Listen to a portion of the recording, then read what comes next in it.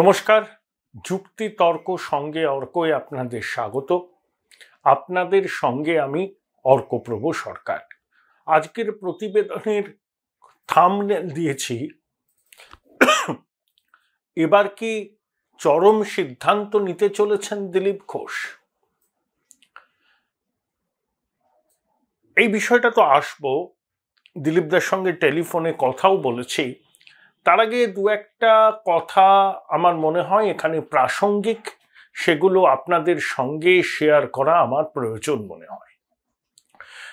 দেখুন, নির্বাচনে জয় পরাজয় আছে এবং যারা পরাজিত হন সেই রাজনৈতিক দলের অন্দরে অভিযোগ পাল্টে অভিযোগ, দায় ঠেলাঠেলির পর্ব চলতে থাকে।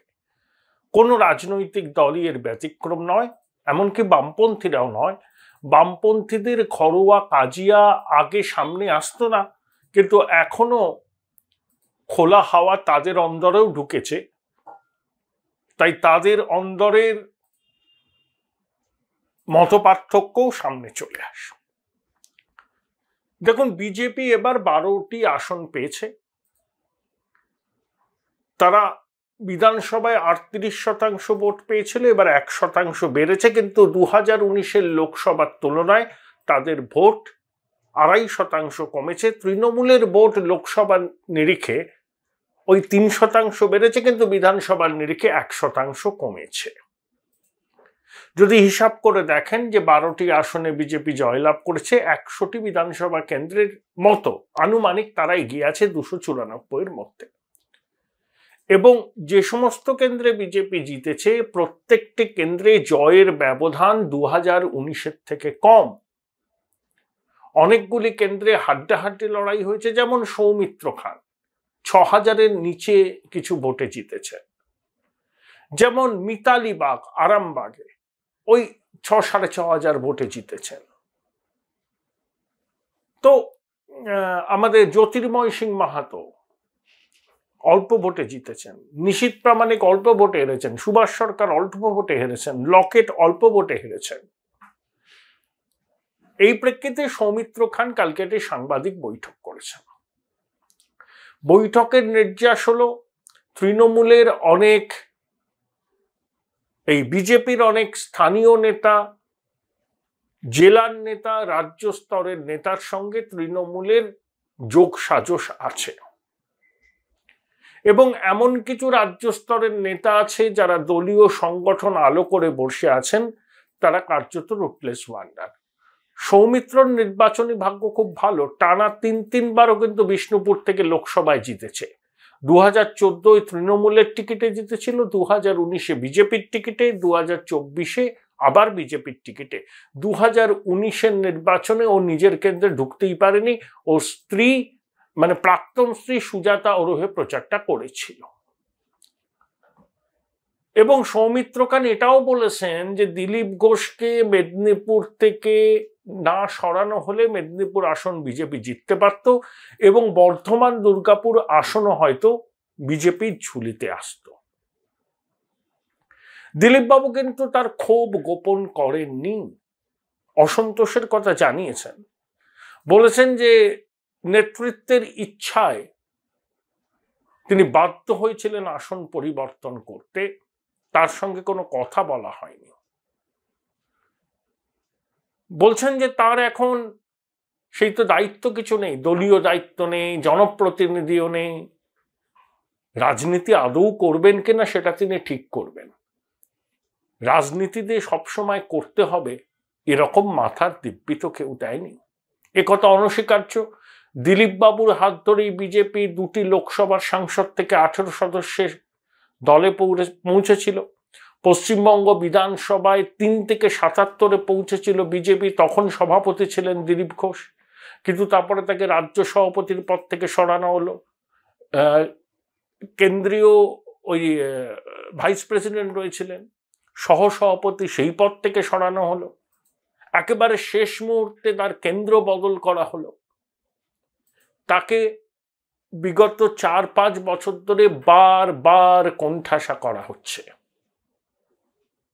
দিলীপবাবু কিন্তু তার অভিমান চেপে রাখেননি। দিলীপবাবু কিন্তু বিজেপির অভ্যন্তরে খুব জনপ্রিয় নেতা, সংঘের স্বেচ্ছাসেবক ছিলেন, সেই অর্থে তার কোনো কিন্তু পিচটার নেই। এবং শাসক তৃণমূলের অনেকেও দিলীপ বাবুর এই সোজাসাপটা কথা বলার জন্য ব্যক্তিগত স্তরে তাকে কিন্তু পছন্দই করেন। তারা অন্তত এইটুকু বোঝেন যে দিলীপ বাবু রাজনীতিটা তার মতো করে করেন, সংঘের স্বেচ্ছাসেবক ছিলেন, তিনি টার্নকোট নয়, এবং বিজেপির উত্থানের পিছনে তার যে ভূমিকা ছিল সেটা এক বাক্যে শাসক তৃণমূল থেকে শুরু করে বামপন্থীরা এমনকি বিজেপির অভ্যন্তরে অনেকে সেটা স্বীকার করে। এহেন দিলীপ বাবু অসম্মানিত হয়েছেন। কারা অসম্মানিত করেছেন বলতে চাননি, কিন্তু ইঙ্গিতটা স্পষ্ট। যখন শুভেন্দু অধিকারী তৃণমূল ছেড়ে বিজেপিতে এলেন, তখন বালুমাটির শুভেন্দুর সঙ্গে লালমাটির দিলীপ ঘোষের একটা সম্পর্ক তৈরি হয়েছিল। শুভেন্দু প্রকাশ্যে দিলীপ বাবুকে আমাদের নেতা বলে সম্মান করেন। সুকান্ত বাবুকে নিজের উত্তরসূরি হিসাবে দিলীপ বাবুই কিন্তু কেন্দ্রীয় নেতৃত্বের কাছে তার নাম প্রস্তাব করেছিলেন। কিন্তু পরবর্তীকালে গঙ্গা দিয়ে অনেক জল বয়ে গেছে, এখন তাদের মধ্যে অতীতের সুসম্পর্কের বিষয়টা বোধহয় আর নেই। তাই দিলীপ বাবু ক্ষোভের জ্বালামুখটা খুলে দিয়েছেন, সৌমিত্র জ্বালামুখটা খুলে দিয়েছেন। সৌমিত্র বলেছেন শুভেন্দু বাবু পরিশ্রম করেছেন। হ্যাঁ, বিজেপির মধ্যে যদি একমাত্র কেউ মাস লিডার থেকে থাকেন এই মুহূর্তে সেটা শুভেন্দু অধিকারী, তার ৩৫ বছরের রাজনৈতিক অভিজ্ঞতা, এটা অনস্বীকার্য। আবার এই নির্বাচনে প্রার্থী বাছাই করার ভার অমিত শাহ কার্যত শুভেন্দুর হাতেই তুলে দিয়েছিলেন। তাই অনেক প্রার্থী শুভেন্দু মনোনীত করেছিলেন, সেখানে হয়তো দলের রাজ্য নেতৃত্বের অন্য মত ছিল, কিন্তু যেহেতু শুভেন্দু বাবুর চোখ দিয়ে অমিত শাহ বাংলার রাজনীতিটা দেখছিলেন, শুভেন্দুর উপর আস্থা রেখেছিলেন, বিশ্বাস রেখেছিলেন, সেই জন্যই শুভেন্দুর পছন্দের প্রার্থীকে রাজ্য নেতৃত্ব অনেকাংশে মেনে নিয়েছিলেন। এখন ফল আশানুরূপ না হওয়ায় দোষারোপের পর্ব শুরু হয়েছে। এটি অডিও ভাইরাল হয়েছে। বীরভূমের এক নেতা বিজেপির এক সাংগঠনিক নেতার সম্পর্কে নানা কথা বলছেন, অনেকের কাছেই সেটা অডিওটা এসছে। আমি জানি না, সত্যতা যাচাই আমি করিনি, সেই অডিও আমি আপনাদের শোনাবো না, কিন্তু আপনার কাছে অনেকের কাছেই আছেন। শুভেন্দুবাবু কাঁথি তমলুক বিজেপির ঝুলিতে দিয়েছেন, আবার ঘাটাল, ঝাড়গ্রাম, মেদিনীপুর পারেননি। ঝাড়গ্রাম এবং মেদিনীপুর আসন বিজেপির ছিল, 2019-এ হেরে গেছেন। এখানেই প্রশ্ন উঠছে, দিলীপ বাবু যিনি 4.5 বছর ধরে কেন্দ্রটাকে নার্স করেছেন, একবার লাস্ট মুহূর্তে তাকে দুর্গাপুর বর্ধমানে ঠেলে দেওয়ায় দিলীপ বাবু সময় পেলেন না, আর নবাগত অগ্নিমিত্রা পালের পক্ষেও সম্ভব হলো না কেন্দ্রটা বোঝার। সেজন্য হাড্ডাহাড্ডি লড়াই করে শেষ পর্যন্ত জুন মালিয়ার কাছে অগ্নিমিত্রা হারলেন। উনার হেমব্রম শেষ মুহূর্তে সরে দাঁড়ানোয় ডক্টর প্রণব টুডুকে প্রার্থী করেছিল বিজেপি, শুভেন্দুবাবুর পছন্দ। তৃণমূলের প্রার্থী কিন্তু ছিলেন খুব জনপ্রিয় মানুষ, কালীপদ সোরেন। তাহলে তমলুক কাঁথি শুভেন্দু বিজেপির ঝুলিতে দিলেও মেদিনীপুর, ঝাড়গ্রাম যেটা বিজেপির জেতা সিট ছিল সেটা কিন্তু ধরে রাখতে পারেননি। ঘাটাল প্রথম থেকেই তৃণমূলের ছিল, এবার তৃণমূলের রইল। তাহলে তাই জল ঘোলাটা শুরু হচ্ছে। এই প্রশ্নটা অনেকের মনেই আছে যে বিজেপির সংগঠনে, রাজ্য সংগঠনে যারা মাতব্বরি করেন তারা অধিকাংশই বাস্তব রাজনীতির সঙ্গে তাদের বিন্দুমাত্র সংস্রব নেই। কর্মী সমর্থকরা মার খান, কিন্তু তারা সেফ সাইডে থাকেন। তারা টিভিতে বিবৃতি দেন, কমিশনের অফিসে যান, কিন্তু বাস্তবে রুক্ষ মাটিতে দাঁড়িয়ে যেভাবে রাজনীতি করতে হয় সেই রাজনীতিটা তারা করেন না। ফলাফল খারাপ হতে তাই ক্ষোভের জ্বালামুখটা অনেকেই খুলে দিয়েছেন। সৌমিত্র খান খুলেছেন, আর দিলীপ বাবু সরাসরি জানিয়েছেন যে রাজনীতি করবেন কিনা সেটা এখন ভেবে দেখার সময় এসে গেছে। তার অভিমান, তিনি গোপন রাখেননি। তিনি যে অসম্মানিত সেটা ঠাড়ে ঠোড়ে জানিয়ে দিয়েছেন। দিলীপবাবুর সঙ্গে যখন টেলিফোনে কথা বলছিলাম তখন তিনি গাড়িতে করে যাচ্ছিলেন, তাই কিছু যান্ত্রিক ত্রুটির জন্য আমার মনে হয় তার বক্তব্যটা আমি রেকর্ড করেছি, হয়তো একটু আপনাদের একটু মনোযোগ দিয়ে শুনতে হবে। মাঝে মধ্যে মনে হবে হয়তো বক্তব্যের ভালো করে শুনতে পাচ্ছেন না, কত অস্পষ্টতা আছে। ওই যে বললাম যে উনি কোন গাড়িতে যাচ্ছিলেন, ওই সময় আমি টেলিফোন করেছিলাম তাকে, তখনই কথাবার্তাটা আমি রেকর্ড করি। এই অনিচ্ছাকৃত ত্রুটির জন্য আমি মার্জনা চেয়ে নিচ্ছি। তবে আমার বিশ্বাস আপনারা বুঝতে পারবেন যে দিলীপ বাবু ঠিক কি বলতে চেয়েছেন। একবার শুনে নিন দিলীপ ঘোষের বক্তব্য। দিলীপ দা, আজকে আপনার সাংবাদিক বৈঠকটা আমি শুনেছি, আপনি খুব অভিমান হত মনে হচ্ছে পুরো বিষয়টা নিয়ে। আপনি দাঁড়াতে চাননি, কিন্তু দাঁড়াতে বাধ্য হয়েছেন দলের সিদ্ধান্তে। এর পরবর্তী পদক্ষেপ কি হতে পারে আপনার? দেখা যাক, সময় আছে, পার্টি কি ভাবছে দেখি, তারপর ডিসিশন। আপনাকে বর্তমান দুর্গাপুরে পাঠানোর সিদ্ধান্তের নেপথ্য কারিগর কে বা কারা? যারা প্রদেশের ডিসিশন নিয়েছে তারা। আমাকেও জিজ্ঞেস করেনি, কারা তো আমার পক্ষে বলা মুশকিল। সবাই যেটা কাজ করছে যেভাবে হচ্ছে।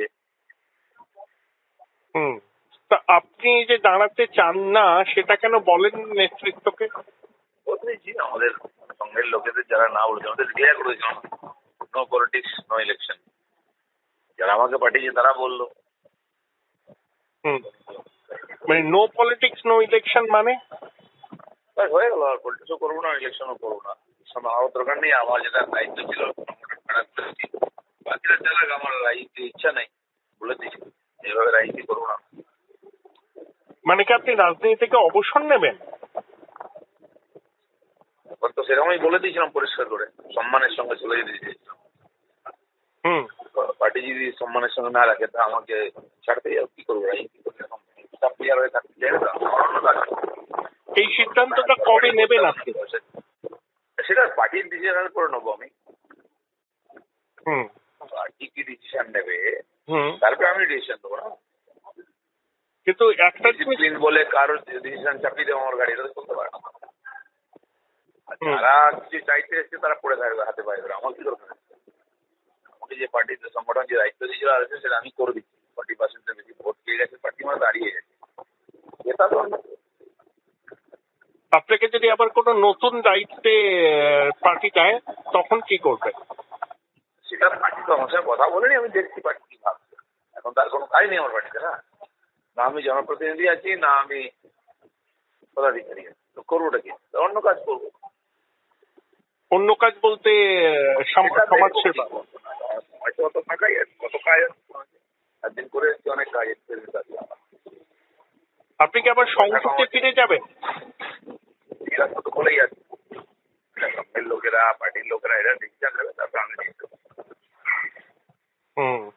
মানে সংঘেতের প্রচারক হিসাবে আবারও কি ফিরে যেতে পারেন আপনি? এটা ওরা ঠিক করবে, যেতে পারে। আমি যাবো কেন সেটা আমিও ঠিক করবো। কিন্তু একটা জিনিস স্পষ্ট, ডিসিশনের উপর নির্ভর করছে পার্টি কি করবে। একটা জিনিস স্পষ্ট দিলীপদা, আপনার মন কিন্তু ভেঙে গেছে। না, ভেঙে যায়নি। আমি তো কাজ করার জন্য যে পার্টি যে কাজটি ওটাই করেছি পুরো দম লাগিয়ে। আবার যদি পার্টি দায়িত্ব সেটা দম লাগিয়ে। আমি কোনো মোহমায়া রেখে কাজ করি না, আমার কোনো দায় নেই। আপনার নেতৃত্বেই অবশ্যই কালেকটিভ লিডারশিপ, কিন্তু আপনি সভাপতি ছিলেন। বিজেপির এই উল্কা সদৃশ্য উত্থান 3 থেকে 77, 2 থেকে 18, পার্টির নেতৃত্বের কাছ থেকে আরো একটু কি বলবো আর কি, পুরো বিষয়টাকে আপনার বিষয়টাকে একটু সেন্সিটিভ ওয়েতে হ্যান্ডেল করাটা আপনি এক্সপেক্ট কি করেননি?